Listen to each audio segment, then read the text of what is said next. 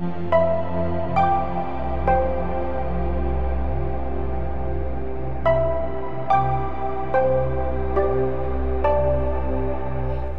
it's Coreyemmah here and welcome to the last episode of our series on Advanced Witchcraft, the review of the book by Edain McCoy. This chapter will be the last chapter on the spirit element and its part chapters. I've spent about 4 months with this book and it was really helpful on my journey. And let's dive into what was in the last chapter that was really nicely concluding and finishing the whole process of working with this book.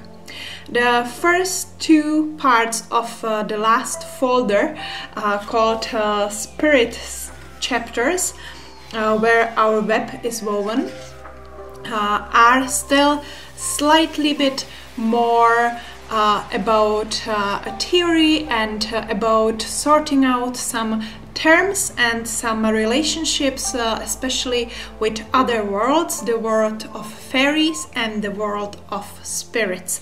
And then the last chapter is lovely, finishing, closing the whole book process and reading. So the first part is focused on the fairies and the power in nature.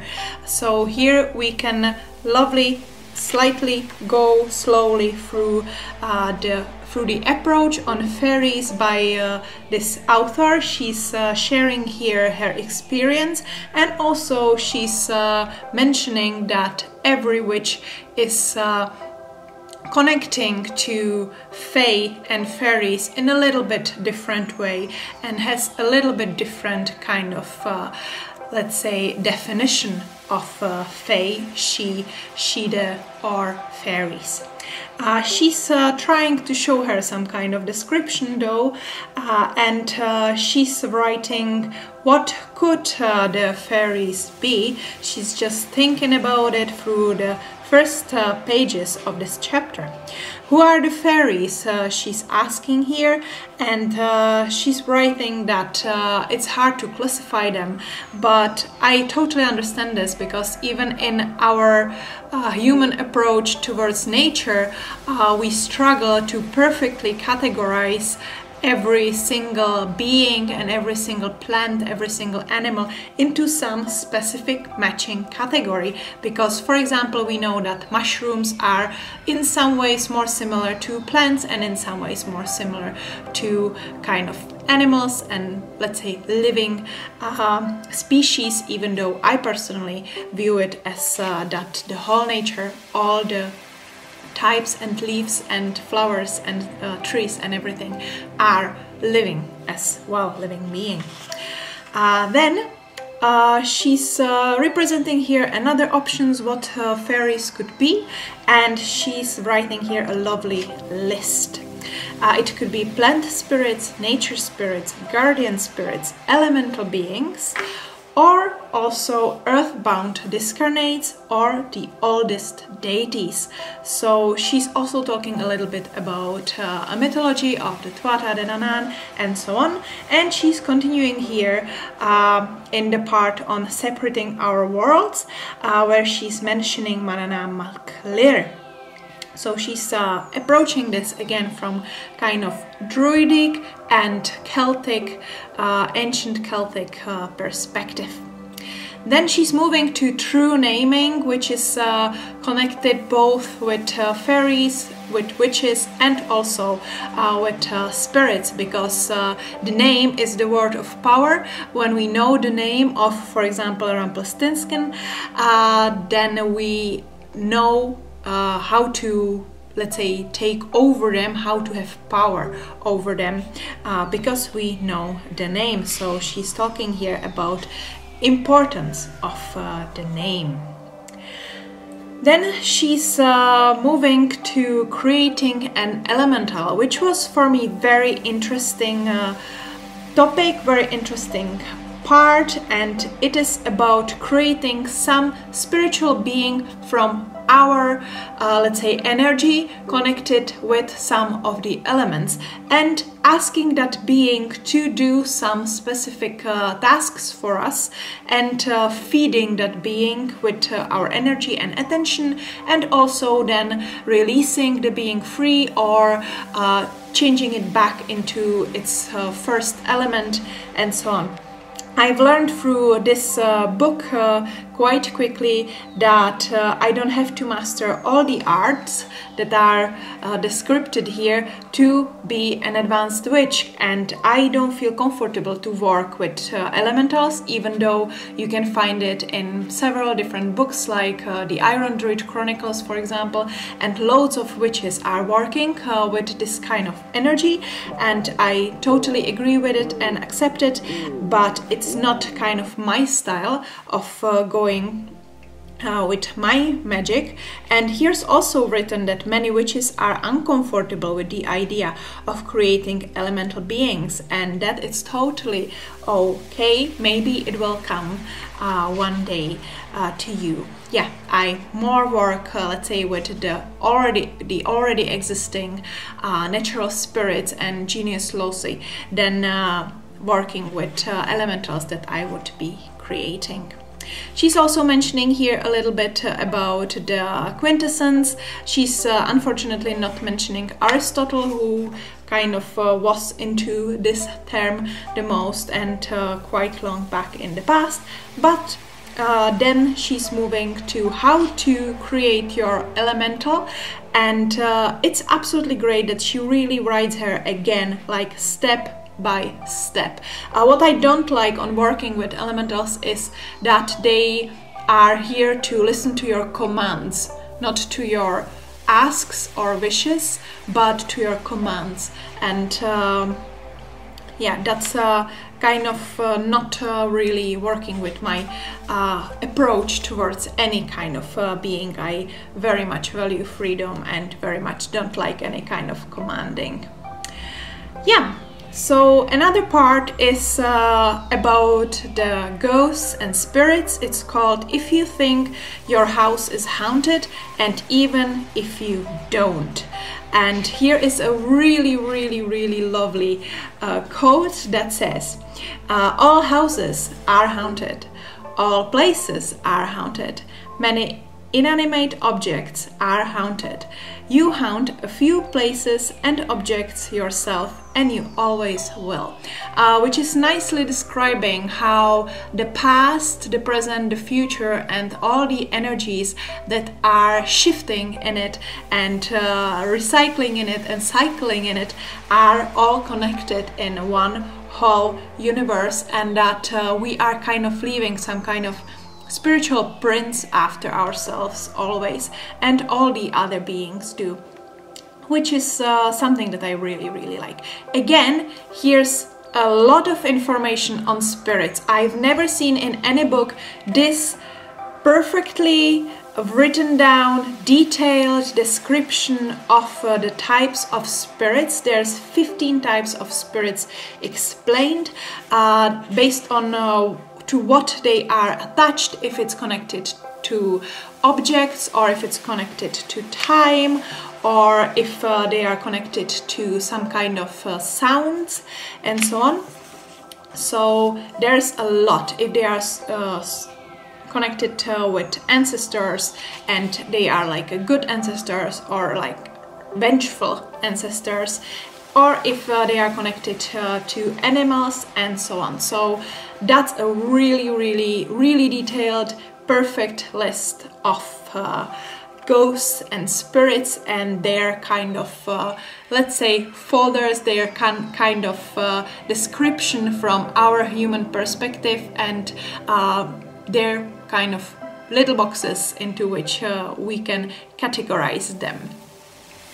Banishing beings and closing portals is another part, and I was already talking about my disagreement with closing the portals in one of the previous videos, so you can check that if you would like to. And then here is witches' ways of communicating with ghosts. What I really appreciate is that she's mentioning here some common methods with the common tools like the spirit board, automatic writing, trance channeling, and so on. But she's also mentioning several interesting and let's say mental methods, which I really like. It's said here that the three best communication methods are telepathic communication, hypnagogic communication, I'm not sure how to pronounce that, and slowing time by bending light with at least 3 pieces of mirrors. So that's quite interesting. And we can dive more into it both through this book and through another research. The last part, the last chapter of this folder and of this book in general is the Dark Night of the Soul. I really love how the Dark Night is described here. It is described as spiritual doubts and desolation, which was, here's also something on its history, who invented the term, in what time, under which circumstances, in which kind of religion or spirituality. So that I really appreciated, because so far I was approaching the Dark Night of the Soul as any kind of frustrating period triggered by some frustrating, let's say, actions, activities, something that happened in our life, some past or something that just didn't go well in our life and just kind of led us in some kind of not only spiritual but also, let's say, emotional or psychological slump. And here it's really nicely shown that it doesn't necessarily have to be triggered by some big event, that it can just happen that you kind of burn out as a witch and as a human being. And it even led me to a question if we become advanced witches after we pass this kind of experience, the experience of feeling that nothing makes sense, that we are here without any reason, and so on.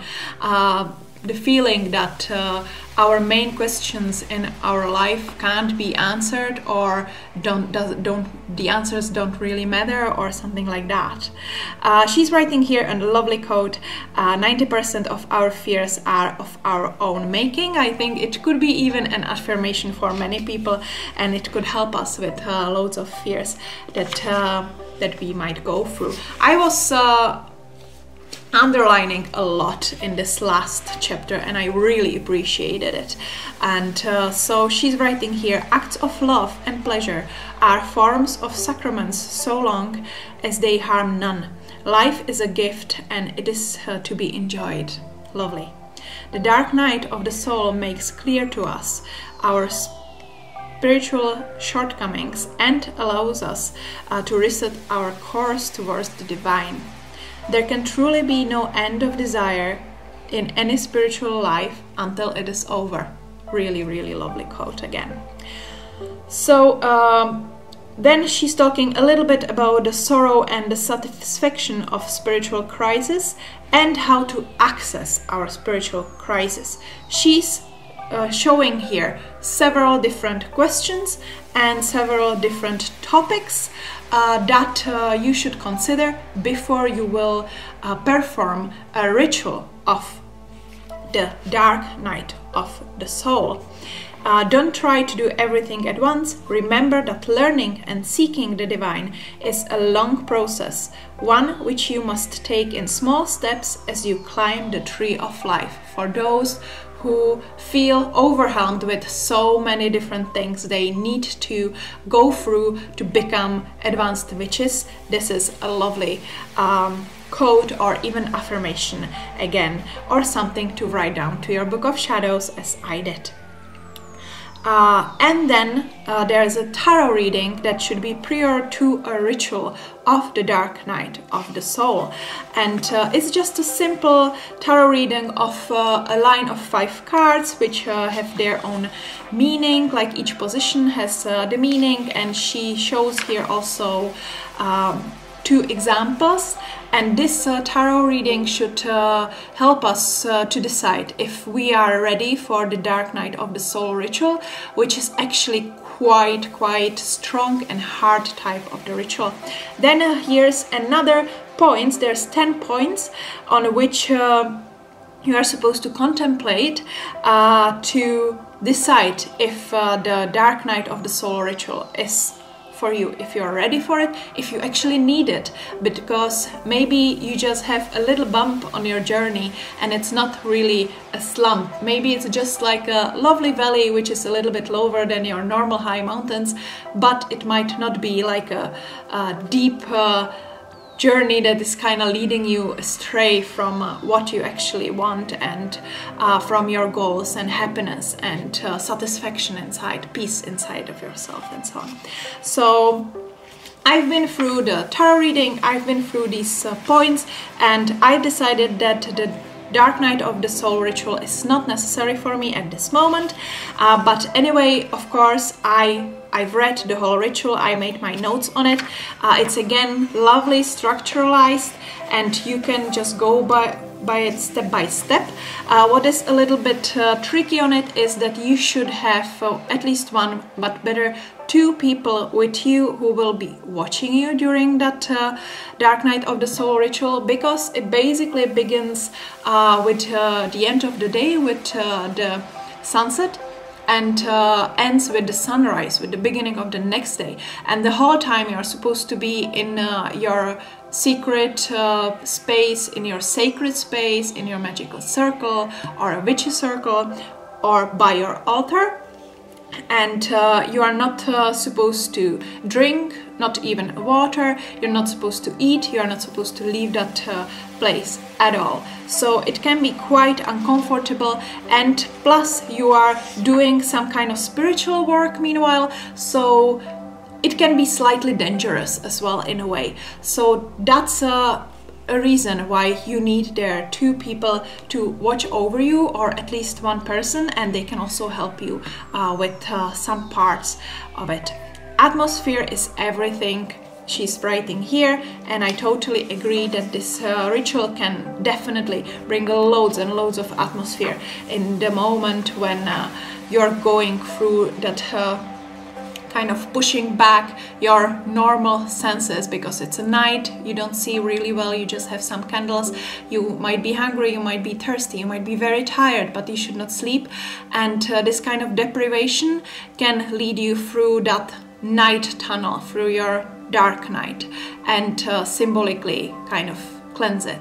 And the next day you are starting over, but in the same time you're acknowledging what was happening before, and it might not be completely a new chapter, it might just be some time of loads of changes, like if you are a fool and you just decide that after this night you will just jump out, jump down from the cliff, or jump into the new journey, new direction a little bit. It is still connected with the previous experience.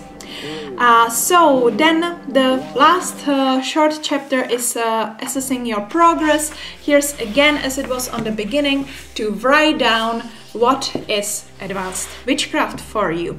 So I wrote down here 4 months later, since from the beginning, that advanced witchcraft is knowing your craft, your tools, your shadows, and your desires and goals.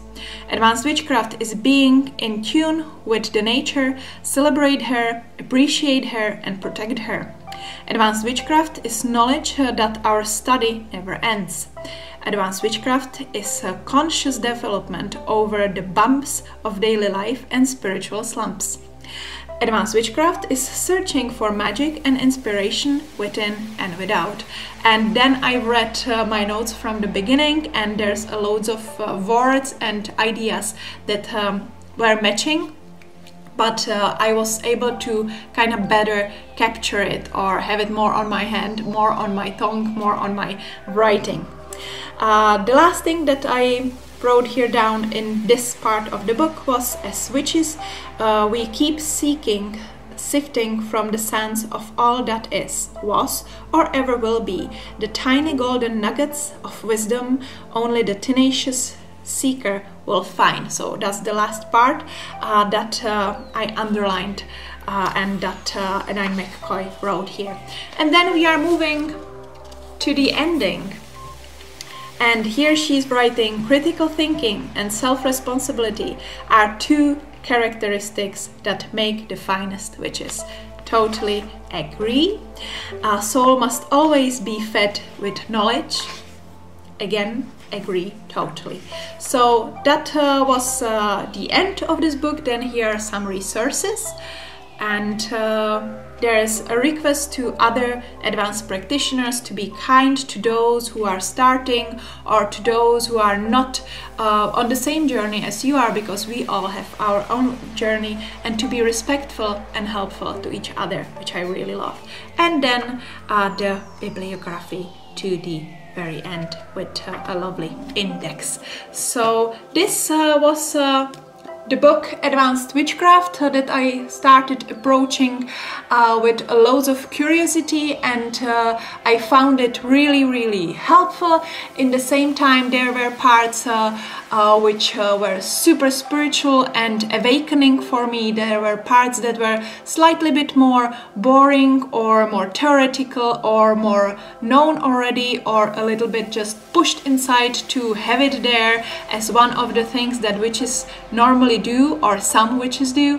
But in general, I think that I can recommend this book as a workbook on which you can contemplate after every single elemental part of it. So I hope that you enjoyed my videos on this topic, and see you soon, maybe with some other new reviews.